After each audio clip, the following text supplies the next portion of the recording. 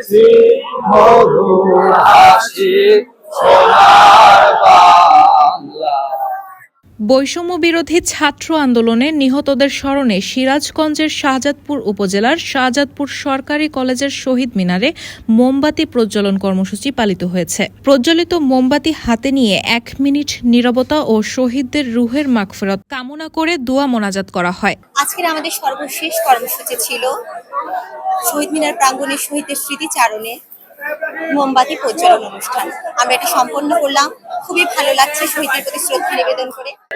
চূড়ান্ত বিজয়ে আমরাই সফল হই এবং পরবর্তীতে আমরা দেশ গঠনের পরবর্তী স্টেপ হিসেবে আমরা দেয়াল লেখন, তারপর হচ্ছে রাস্তা পরিষ্কার, ট্রাফিক জ্যাম নিয়ন্ত্রণ, তো এই বিষয়গুলোর সাথে সাথে আমরা আমাদের যাবতীয় কার্যক্রম পরিচালনা করে আসছিলাম। এখন আজকে সারা দেশের মতো আমাদের প্রান্তীয় শাহজাদপুর উপজেলাতেও আমরা মোমবাতি প্রজ্বলনের কাজ করছিলাম এবং সফলভাবে সেটা শেষ হলো। এতে বিভিন্ন শ্রেণী পেশার মানুষ অংশগ্রহণ করেন। এ সময় শিক্ষার্থীরা বলেন, বাংলাদেশের নতুন করে স্বাধীনতা অর্জন হয়েছে আমাদের শিক্ষার্থীদের জীবনের বিনিময়ে।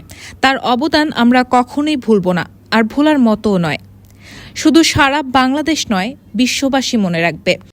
তাদের ত্যাগের বিনিময়ে নতুন বাংলাদেশ আবারও নতুনভাবে গড়ব সবাইকে নিয়ে, যেখানে কোনো অনিয়ম বৈষম্য থাকবে না। আমরা 1971 সালের স্বাধীনতা যুদ্ধ দেখিনি, কিন্তু 2024 সালের ছাত্র আন্দোলন দেখেছি।